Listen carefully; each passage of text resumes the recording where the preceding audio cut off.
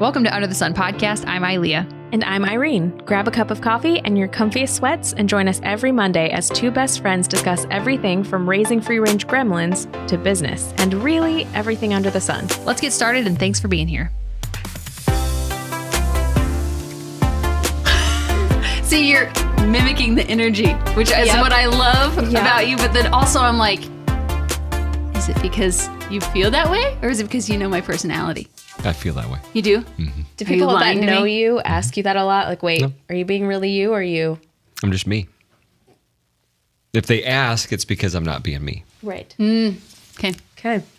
I am so excited Me too. for this conversation. I've actually dreamt about this for a long time, having more conversations, in-depth conversations about this particular topic. But today, Dean, would you like to introduce yourself to our audience? Tell them who you are, what you're about, what you do, in a quick little summary. Yeah. So I'm Dean Heffta, and from a business standpoint, I have a consulting company. So I work with companies, with the leadership teams, and with new leaders, helping them become more effective and more successful in what they're doing with their teams. And I do communication training and coaching. And so I think that's what we're going to talk about today. Hooray. Yay!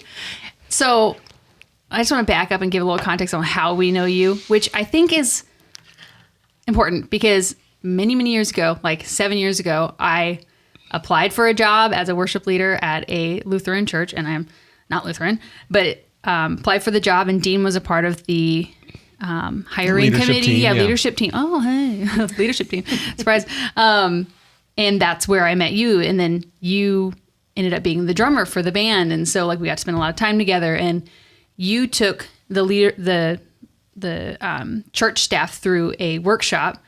And I was like, my whole, belief system, or there was a new level of my brain unlocked to emotional intelligence. And I was like, whoa, this is all like mind blowing and like sensory overload because it's so important and awesome. And I can't remember the next steps, but I'm pretty sure I bullied you somehow to come to Green Shoe and help Green Shoe, the old company that Jake owns, and run us through a workshop because we all could learn to communicate better. And It's a family company, so you have the company coworker aspect, and then you have the I also have to go home to dinner with you and not want to murder All you these- aspect. Yeah. So And then I grew up as a kid, and then we're Right. married, and Yes. then Yeah.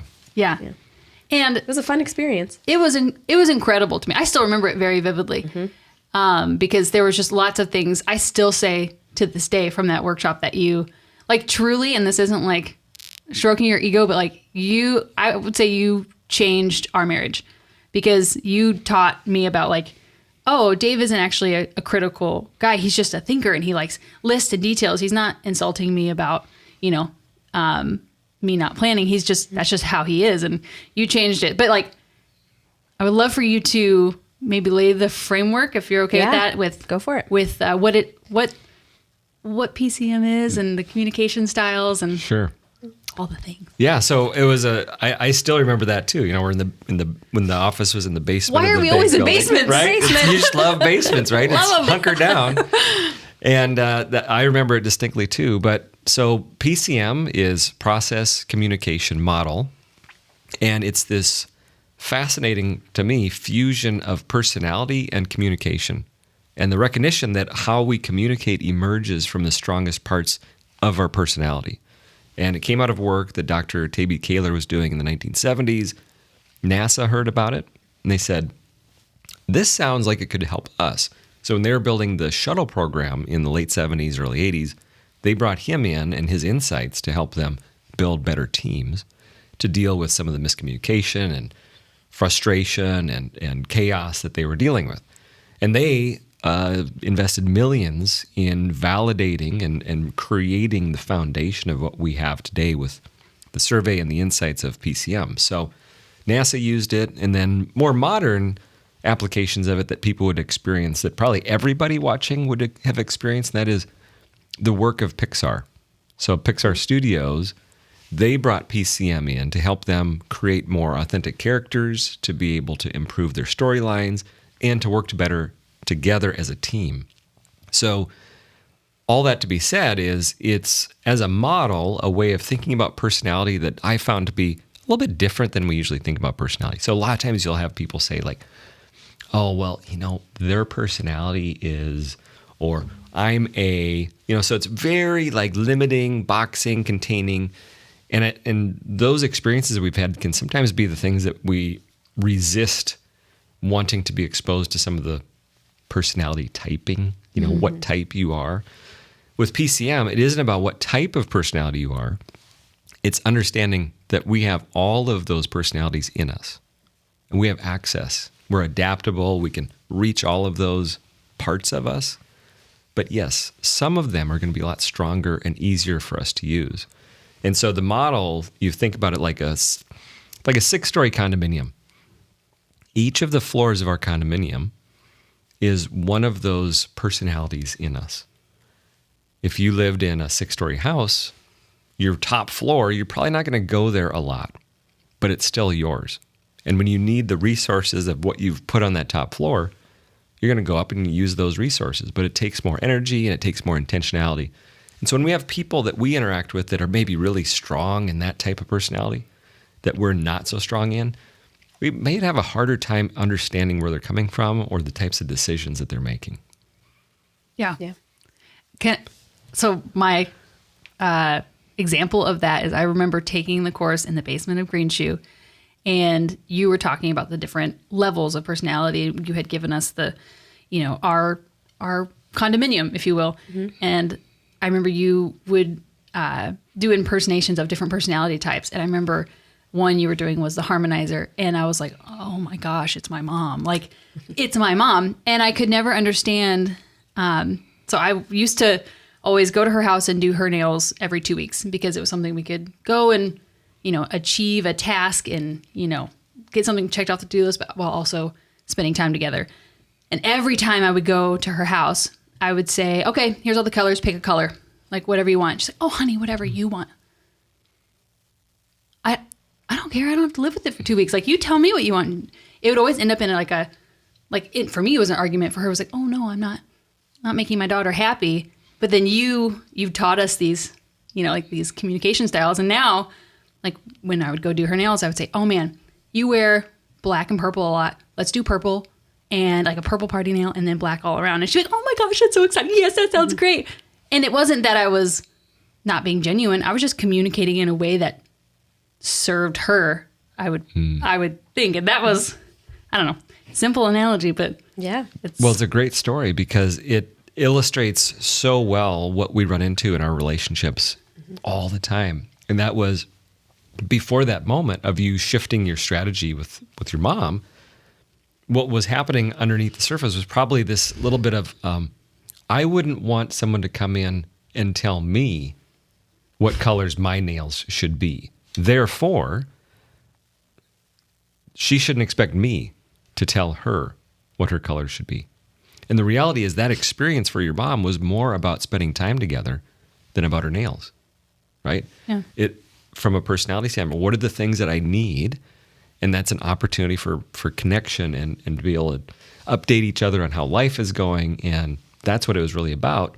And she was looking for your perspective because she trusted your perspective on color and things like that. Yeah. Would a good analogy be, say, the whole mom thing, if your kid's on the 6th floor and you're yelling, hey, it's time for dinner. What? It's time for dinner. What? And then like you're both communicating. No one's actually hearing each other. And then it just gets that frustrating tension. It's a great phrase, right? So just because we're saying things. So if I could, I'm going to take that. Mm-hmm. You said we're communicating, but there's not understanding. The word communication is a lot of times misunderstood because we think because I've said something that I've communicated. Mm-hmm. But we take that and say, communication is an offer. So I send something out and it's an acceptance. That's what communication is. So it means that there has to be the other person that is accepting and feeding back to me so that it takes two people for there to be communication. People say things like, I've communicated with them 5 times. They should know what's going on. Mm-hmm. Well, how so? I've sent out 5 emails, right? Well, you've distributed information.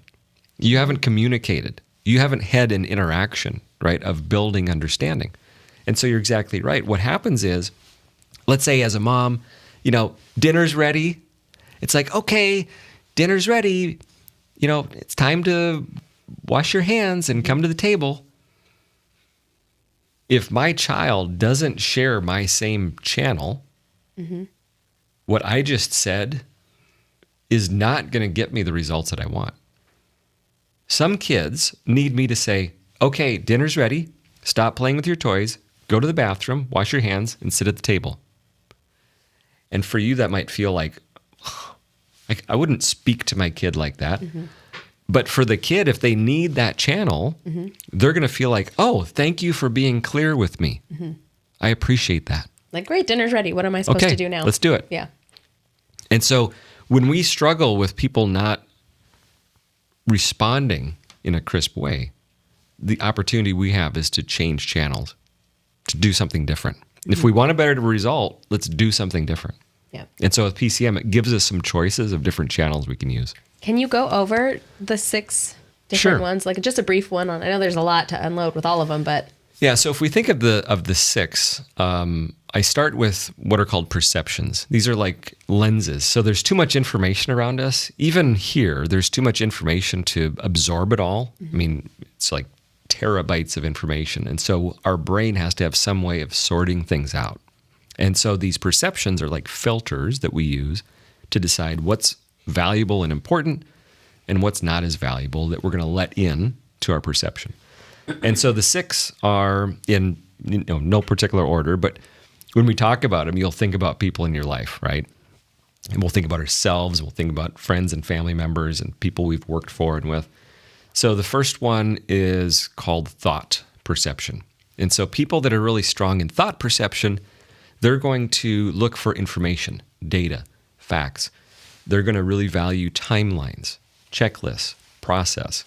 And the language they're going to use are going to be around very question-based. They're going to use lots of questions. They're going to ask about information. They want to understand the facts behind that. So if they need to buy a new refrigerator, they're going to go do research on repair rates and quality and value and all those things. That's going to be their process for that decision. It's going to be around information. And so right there, you can start thinking about how in a relationship that could set up a challenge. If, let's say, their spouse says, well, I want the model of refrigerator to really fit into the aesthetic of the kitchen. I don't care what brand it is. Now all of a sudden, right? Now all of a sudden we're using different perceptions to make a decision and to evaluate something. And then the fight begins, because it's hard for us to conceive that others wouldn't be using the same lens that we're using. Another one is called the opinion lens. So when I'm using perceptions of opinions, what I'm doing is I'm using my value system to evaluate the world, the people, the situations, the things around me. It's going to be very much about wanting to express my opinion, to share my beliefs with others, and know that the people that I'm interacting with have strong beliefs, right? That's important for me to know what you believe. Even if we don't agree, let's talk about our beliefs. Let's have a debate. Let's argue about it because I would enjoy that. Yeah. So for others, then they see that and it's like, they're always so opinionated. They have an opinion on everything. They always want to debate, right? So it can be repelling because we don't understand very well their perception. Third one would be the emotion, this emotional processing. So in that environment, I'm going to process and experience more of the emotional dynamic. So maybe we go to a new restaurant and we finish our evening at the restaurant and say, oh, I loved this place. Our server was so nice and the chairs were so comfortable and the music was just perfect. So it's this sensory connection. Our conversation was great. I loved the evening. Thank you so much. Because it's about how I'm experiencing it in the relationship. And the words they're going to use are going to be much more about how I feel. I care so much. I'm so happy. I feel bad. Those are the types of language that we're going to start hearing emerging from that perception. So that's 3. Okay, so a fourth one would be called reflections. So it's an in-action. The action is happening inside the person. So they're reflecting on things. They're envisioning themselves. So they would be considered more of your classic, if you want to use the word introvert, but they're more internal. but there's 1,000 things going on in their mind because they're reflecting on so many possibilities. And so they're quieter, they're seeking more clarity of direction. Just tell me what you want, be clear and be direct. The fifth one would be reactions, right? So it's like reacting and responding to the situation. I was thinking about, these reaction videos to music on YouTube. It's like, what are you watching? You're watching people reacting. Yeah. And that's actually a perception of likes and dislikes. And it's animated and it's energized. You get these facial expressions. I mean, it's a reaction. And that's a way of experiencing and sensing the world. And then the sixth one is action. And that is find the opportunity, go for it, make it happen. Let's not just talk about what we're going to do for the next 3 hours. Let's do something. Yeah. Does that help? Yeah, that's great. How would you say learning about all this, when did you start getting into this? It's funny. I just came across the first survey report that I ever took. And it was about 10 years ago to the day Oh, Oh, wow. that I was first exposed to process communication model. And I was pretty skeptical actually going into it. I'd been around a lot of tools like this. So a consultant that was working with our leadership team brought this to the table and said, this would be really helpful. And so I'm like, okay. So I go through it and I experience it just like you did. And I thought, this is different. This explains more of the why of what's the motivation behind our decisions. What's the frustration that we're really dealing with? How do we better understand where people are coming from? And so that set me on the course of kind of diving down that rabbit hole and the work that I've done with PCM. Because I feel like I'm feely, so we all know that by now, because I feel is like the 10th word out of my mouth all the time.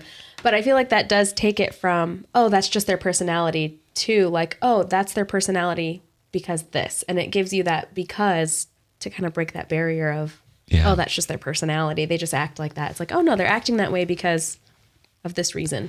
Well, and that's a really important point, because we want to make sure that we aren't overly simplifying people. Like, there's no two people that are the same. Everybody has their own experiences and hopes and desires and gifts and all of those things.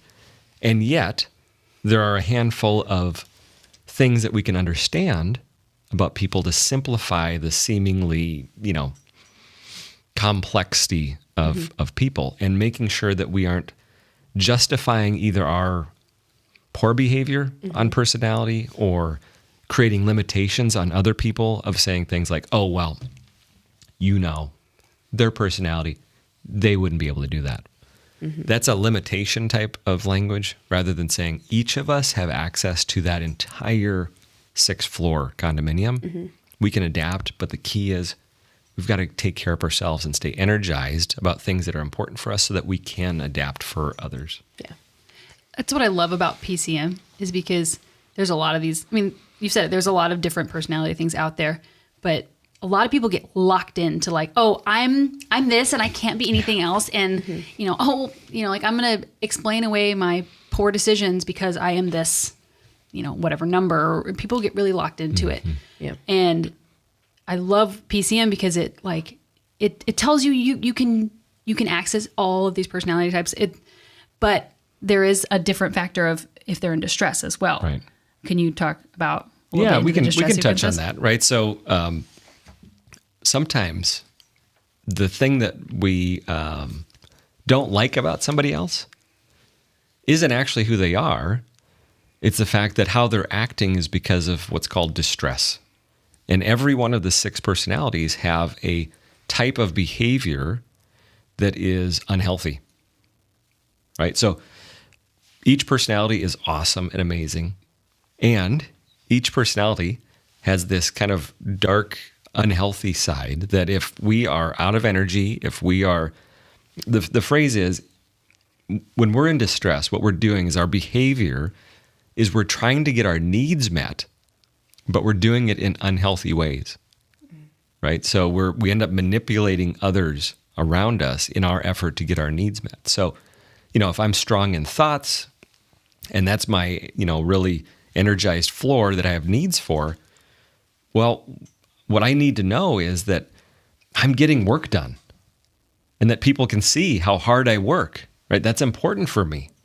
And if I'm strong in opinions, I need to know that people can see that I am committed and I believe in this, and that, that they see this belief that I have and that I'm making a difference. Can they see that I'm making a difference? If it's about emotion, do they care about me as an individual? Like, do they remember when my birthday is? Do they remember what my favorite flower is, my favorite color? Like, do they check in on Monday and say, how are the kids doing? Or not, right? So each of them have a different need. And if I'm not getting it met in healthy ways, I do things that are maybe not so healthy.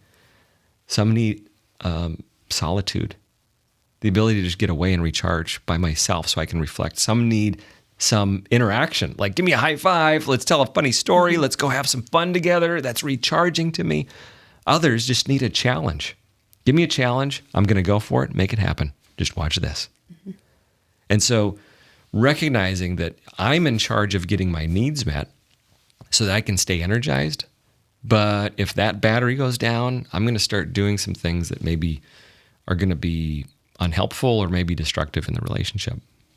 I know for us, it was super helpful, me and my husband, because when we took the class together, we laughed because our condo stairway was, Jacob and I were completely opposite. Like his emotional bar was like this and mine was like this.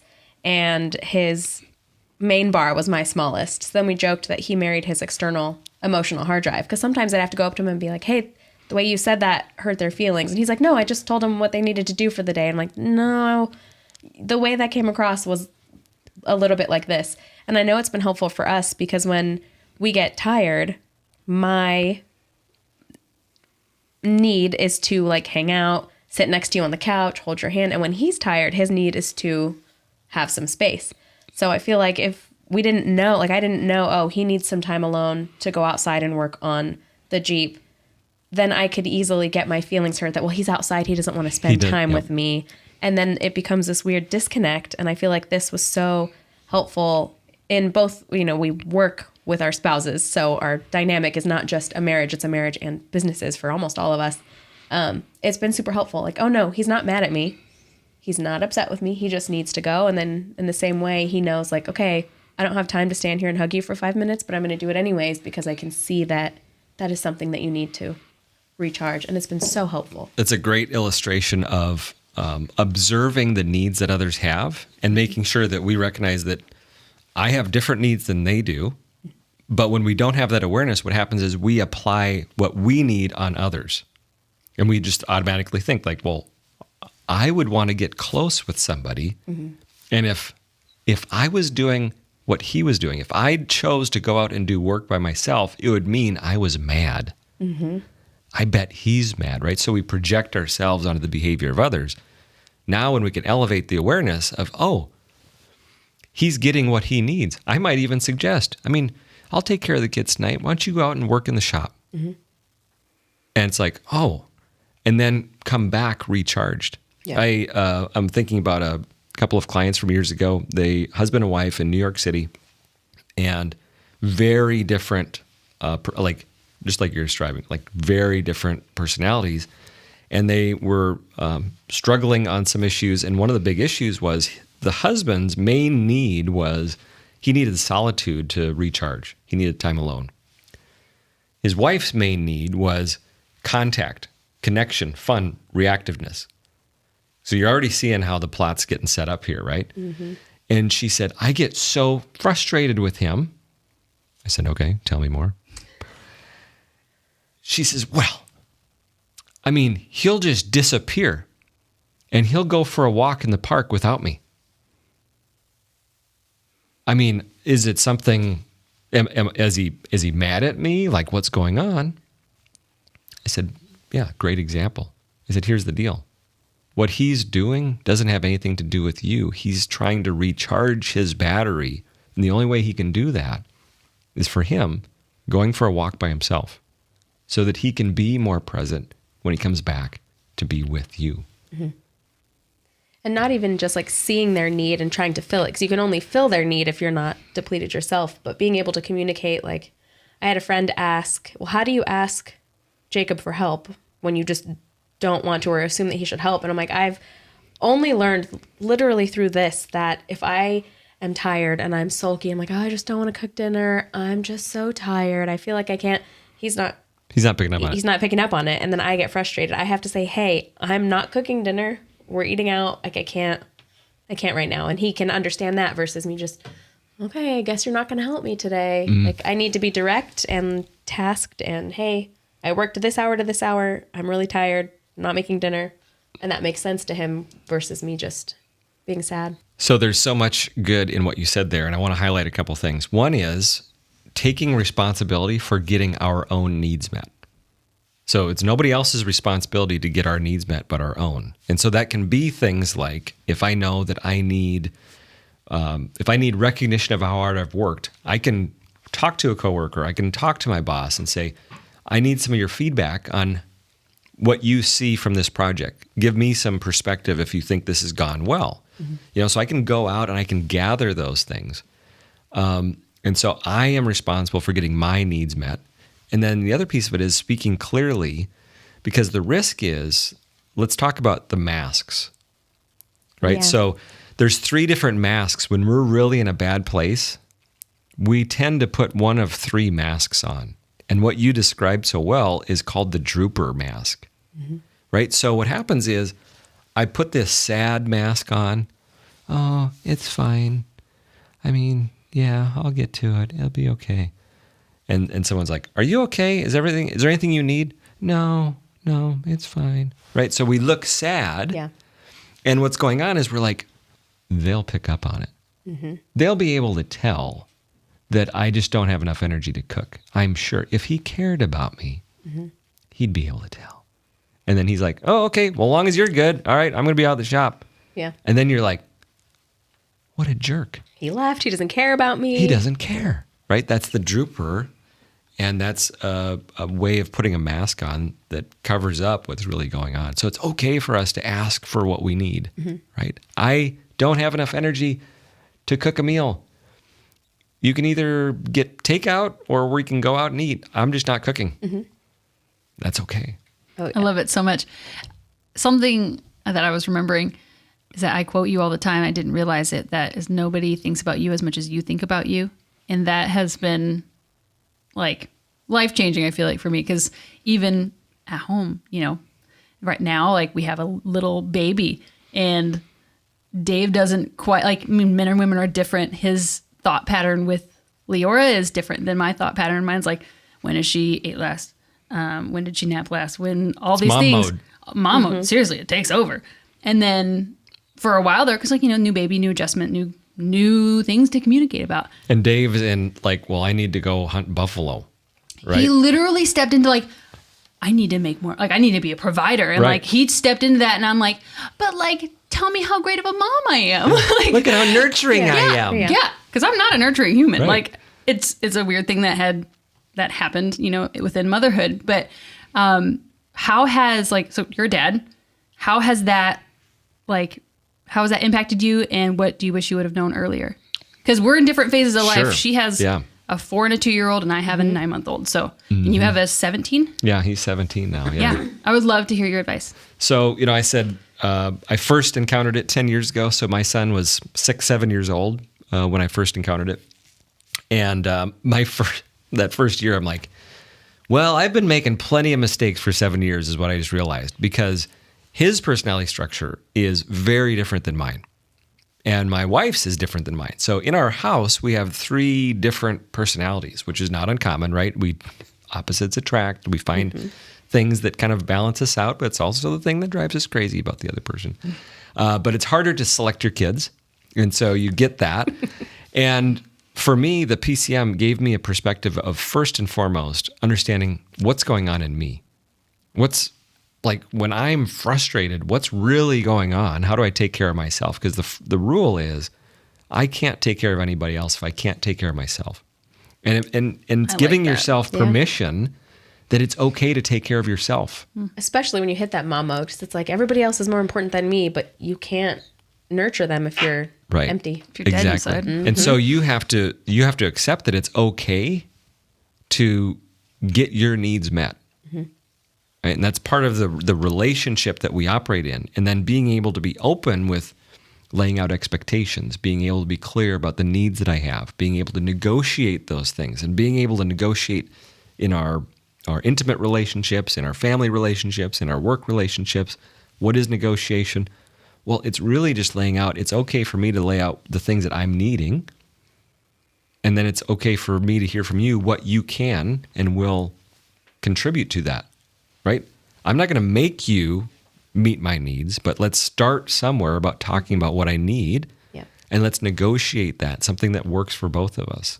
And so the biggest change for me with my son was recognizing that how he goes about doing things and the needs that he has are radically different than mine. So he is much more, like, I never understood as a little kid, like, he would sleep better following a tickle fight.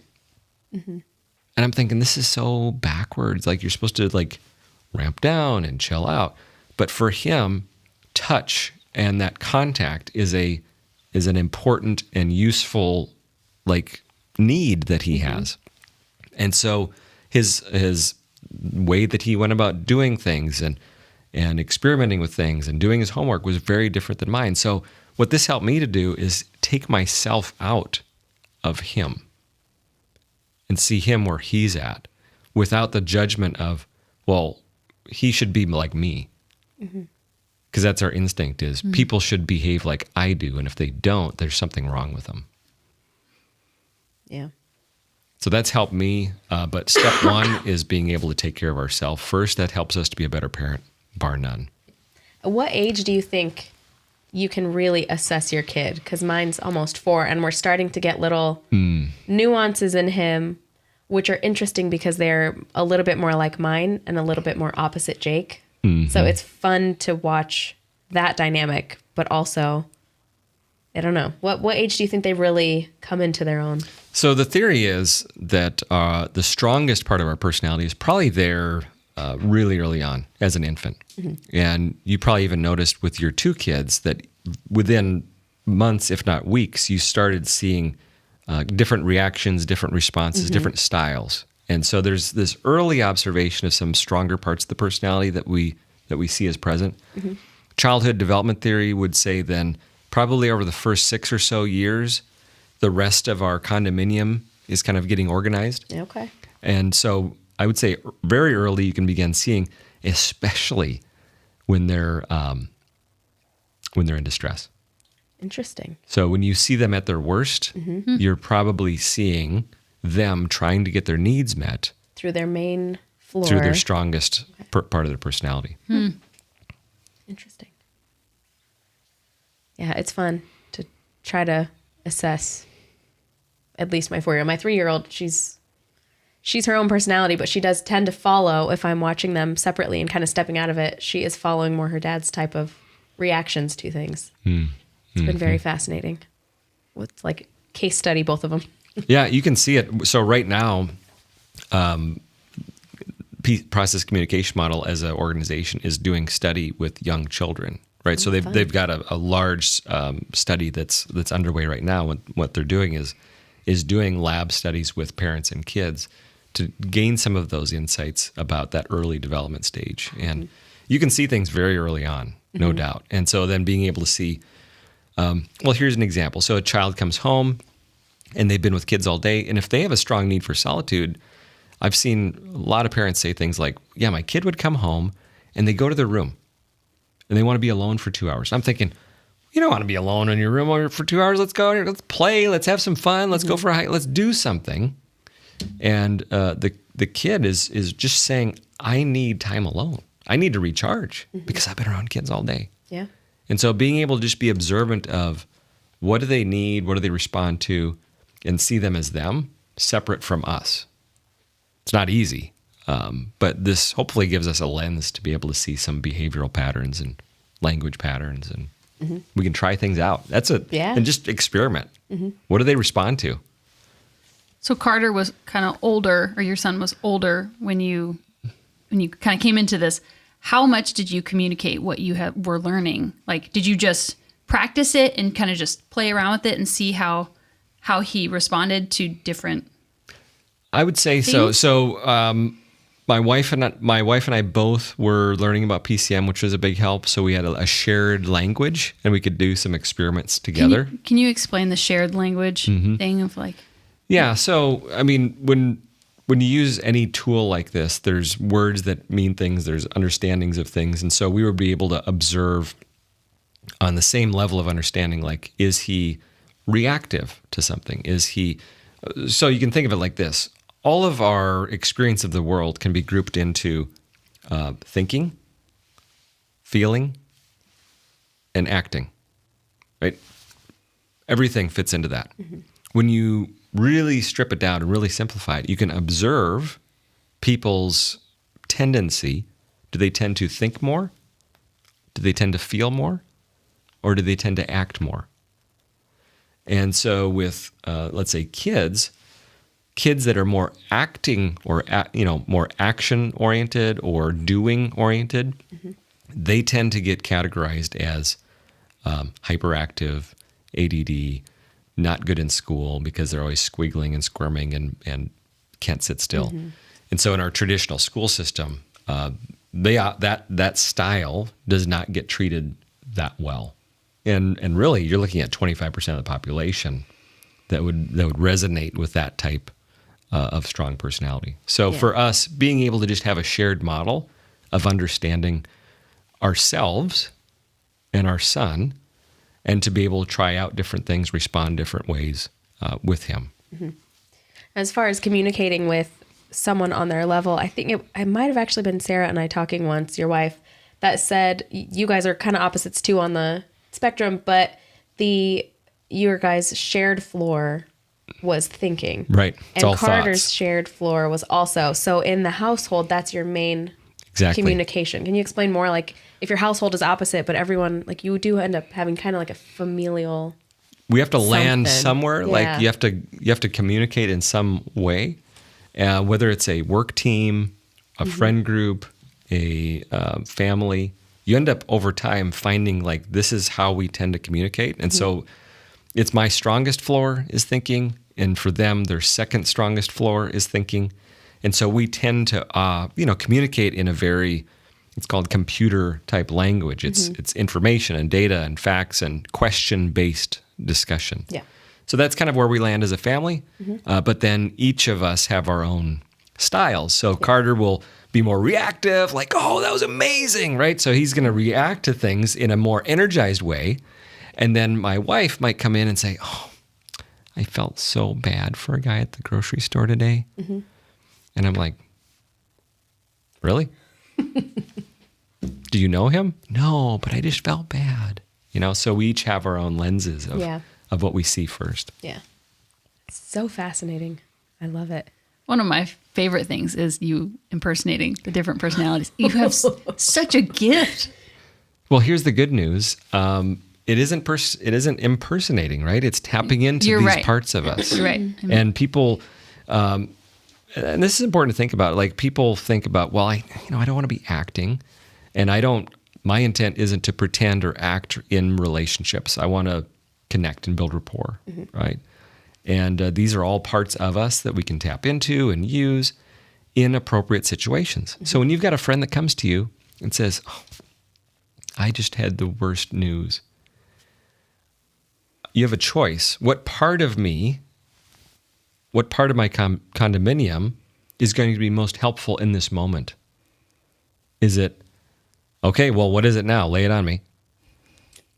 Or is it, oh, I'm so sorry to hear that. I'm here for you. That's probably going to be more appropriate. And that's going to be a natural part of us that emerges in that moment. We all do it. We all do it, right? So, I mean, I'm intentionally, tapping into different parts. But I think great actors are actually tapping into different parts of them when they take on those parts. And it isn't because they're great actors. It's because they're attuned with those authentic parts of who they are. It makes me think of, I've only seen the movie once and I'm blanking on it, but it has it's a cartoon with all the personalities. Oh, it's a Pixar. Oh, Inside Out. Yeah, that's the one. It's based on PCM. I was going to ask that. I feel, okay. Yeah.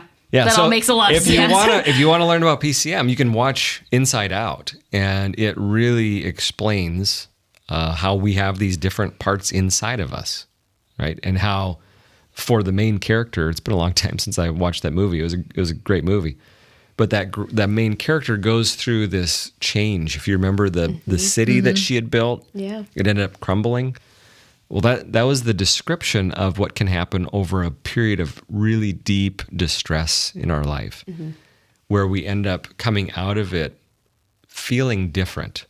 And that's described as a phase change. And so that was illustrated in that movie with the crumbling of her city and the rebuilding of a new one. It's so cool. Now, is it maybe it's too deep to talk about, but what would cause someone to phase? I know you've told us, but I want to, if there's a quick way to wrap it up for the audience. It's complex and deep and, all those things. At the very simplest way of thinking about it is so in the study that they've done, it's about 2/3 of people at some point in their life would experience probably one significant change of phase, or kind of what floor of mine is really motivating for me and satisfying. What leads to that is, at its essence, I've been stuck in a period of distress for a long time, many, many, many months. For different people, it could be different things. It could be the loss of a relationship, a divorce, or the death of somebody. It could be moving to a new city or a new country that became more distressing than I anticipated. It could be the loss of a job, but something that we experience that is not easy for us to resolve. It's ongoing distress, and then it turns in, at the end of that, once we resolve it, we come out of it motivated by different things on the other side. And that would be a reflection people would have, where they think back and say, maybe that was a change of phase, because I feel like I'm interested in different things now than I was before. Yeah. I remember the analogy you used in class, and you said that it's like when you go back to your high school reunion or your, whatever, and you're like, oh, you are not the same person I remember back in high school. Like, you're just different. It's like, that's because people phase, and I don't know. I feel like I phased at a young age. How many times do you think, obviously there's 6 levels to the condominium. How does that work?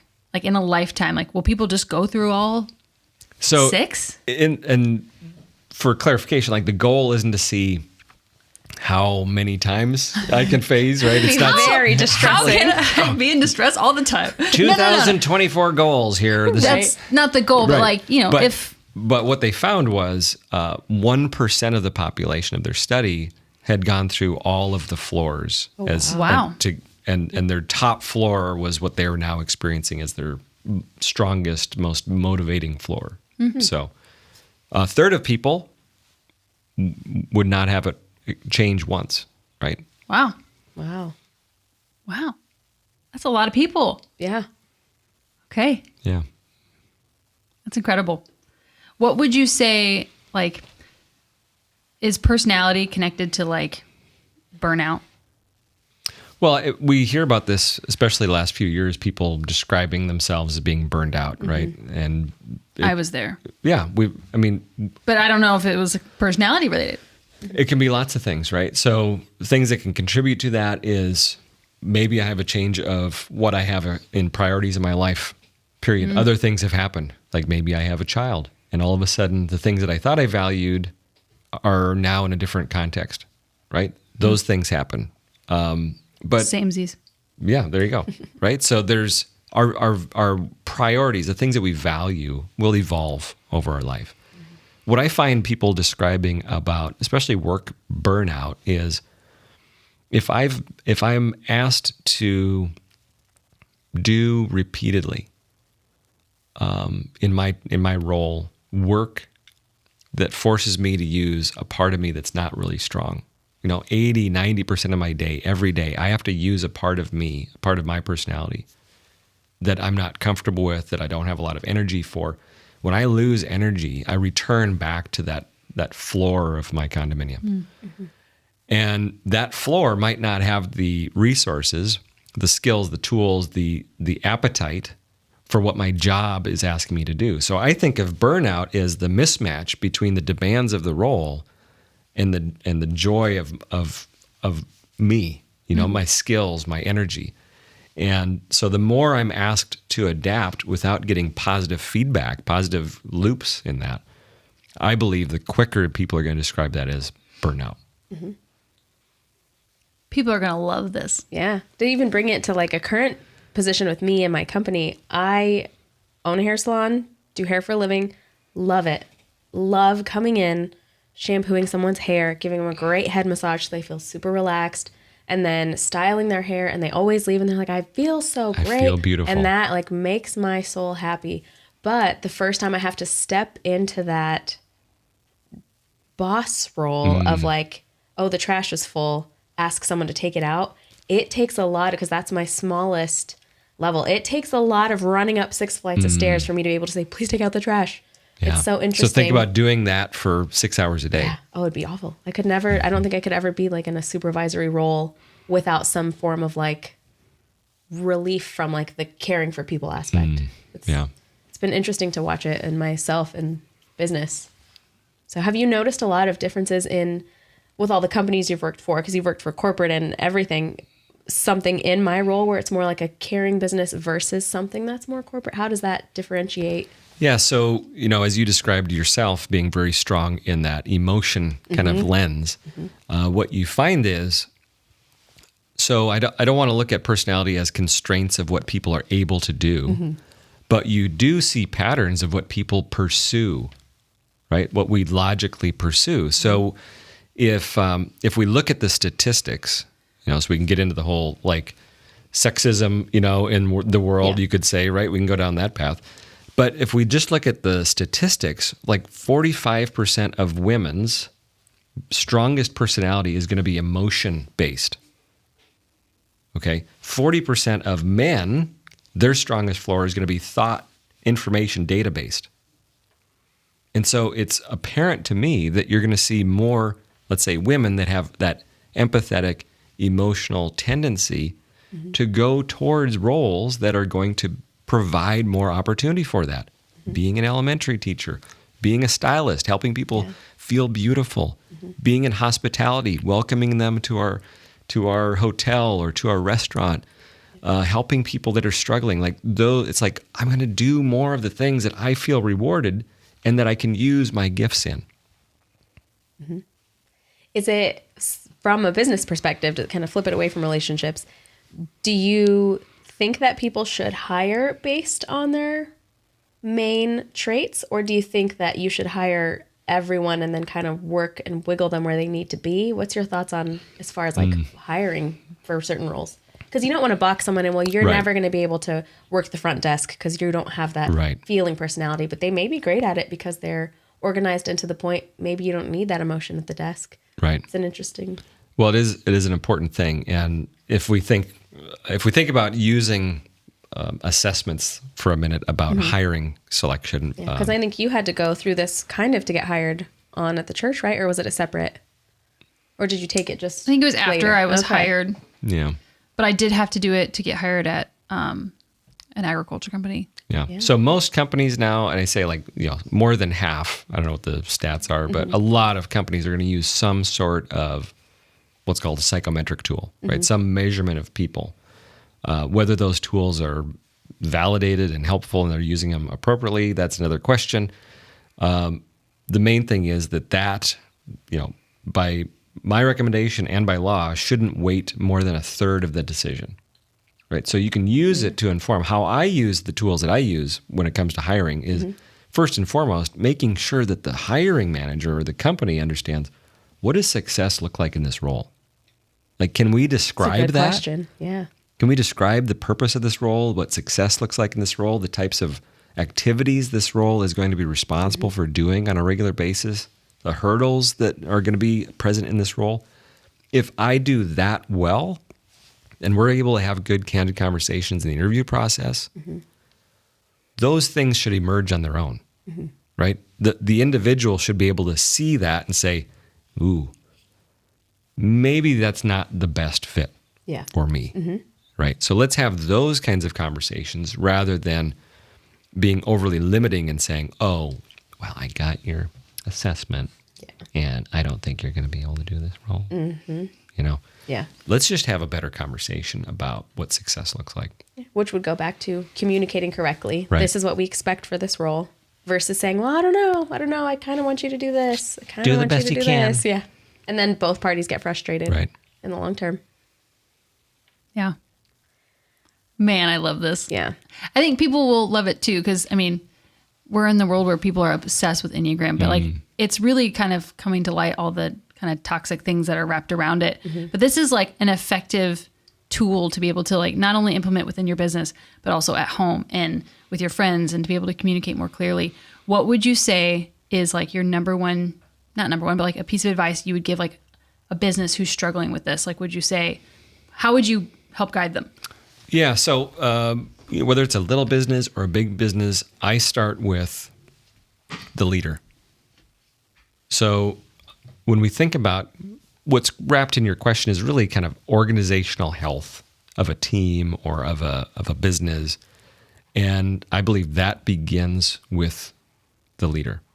So you're not going to have a system, whether it's a family, a church, a company, a volunteer, nonprofit. They're not going to be healthier in their communication and their emotional dynamics than whoever is the leader. So as the leader goes, so goes the system. That's where it begins. And so I'm very reluctant when leaders come and say, these people need to change. And so my question is, okay, how much are you willing to change? Because all of that is connected to you. These don't live separately.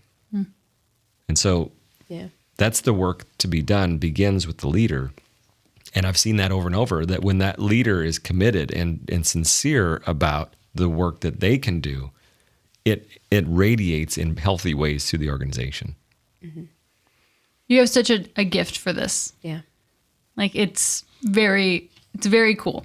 And you have a real talent for it. And like, I know it's in French, but you have a book coming out. François? I do not speak French, but I do know what you said. Me neither. Où situe la banque? Where's the bank? No? That's all I remember from French. We've tapped out our extent of knowing French. Do you know anything? The only thing I know is un, deux, trois, and I only know that from the Mary-Kate and Ashley movie where they were doing, you remember the one where they're doing like a burger and she had to eat escargot? And that's Mary-Kate and Ashley movie is my only There you go. knowledge of that, so. Yeah, I just know how to ask where the bank is. Yes. Yeah. I used to know how to ask like where are my suitcases, but I've lost it. It's not there anymore, so. But you have a book that's dropping. Would you like The English version. The English Yeah. version, yes. Unless you speak French, then it's all yours. Go download it. Yeah, there is a French version, but for most of the watchers, it's going to be in English. Yes. So it's coming out here, and it's called How We Connect. And it's about introducing people to the principles, like these foundational pieces of PCM. So PCM is so rich. We've like scratched the surface. I know. You know? I want to go Yeah. deeper. I Like know. I so badly. Right. Yep. But you're want so all of busy. us- You're so popular. I And want like all of us to go through it again. I do. Because it's been, what, 7 years? 6 years? it was when like it was the first year Dave and I got married, so it was 6 years ago. Yeah. I would That's love cool. to go through it again just to kind of see where everyone's at and get like a Yeah. checkup. That'd be So great. the English version, How We Connect, is coming out here shortly. And what it's designed to do is whether somebody is new to PCM and just want to understand the basics, or even for people that are trainers, it's a reference tool for them to kind of come back to the basics. And it's following a journey of 6 different personality structured people, right? So 6 different people that are going through this training experience, and they're able to react and respond and ask questions through that. So that's what the book's designed to do, is to introduce the pieces to people. So really excited about it. It's one of the, I think it's the first book that has a comprehensive glossary, because we have a lot of terms in PCM. And so this is a place where everybody can come back and say, what does this word mean in this world? It's in there. And it's been a great journey of growth. So they say the best way to learn something is to teach it, right? And so this is forced kind of back to basics and wrestling with a lot of questions of what's going on in us and in those moments of interaction. And so it's been quite a journey. Could you tell me how it was writing a book? Like how did it feel? How'd it go? It's kind of one of my great friends, my co-author, and he's one of my mentors and certifying trainer in PCM. He lives in Paris. And so that's the French connection, if you will. No, Yeah. I'm just kidding. We wrote it in English with an ocean between us. So it was written on Zoom, basically. Wow. And so that was a great opportunity for us to learn and grow and build that relationship. It took way longer than we thought. So we're proud of where we've gotten to. But it was kind of like wandering out in the country with a flashlight. Like you're just kind of searching around. You can't see everything, but you're hoping that you can see the things you need. And then things begin to get more lit up, I think, as the sun begins to rise. And so we're really happy with where we've gotten. I can't wait to read it. Mm-hmm. I can't wait to read it. Yeah. Is there anything you would like to touch on before we close? No, I mean, if anybody wants to connect with me, I'm on LinkedIn, so they can search for Dean Heffta on LinkedIn. My business website is clarusresults.com, CLARUS results.com. So I'm happy to answer any questions people have. Like, I love talking about this, as you can tell, and this is a great opportunity for me to share some of these stories. So I really appreciate coming on. We're glad to have you. We'll put all his information in the description. Yeah. But people can work with you and reach out to his website or on LinkedIn. Oh, I'm so excited. Yes. And like, we want to have you back on like after it releases and after we get a chance to read it. Yeah. So that we can. That'd be great. We can. You I'll can be get like, my hey, highlight. on page 72. No, seriously, I'll have my highlighter and be like, right. okay, here we go. Let's look into Let's this. do that. Yes. Because it has been life changing for me. I know it sounds like really lame, but it like unlocked a level of my brain at that time in my life that I was like, oh, just because I'm this annoying way doesn't mean like that's actually like a distress or whatever it was. Yeah. It's been very helpful, and I'm really grateful you're in our life. Yeah. Thank you You're for really having awesome. me. Yeah, thanks for being here. Woo! Podcast. Thanks for being with us today. Follow us on Instagram at @underthethe_podcast. We'd love to meet you. Please help us out by subscribing on YouTube and leaving a review on Spotify or Apple Podcasts. We'll see you next time. Please remember this information is made available to you for informational and educational purposes only. It is in no way a substitute for medical advice.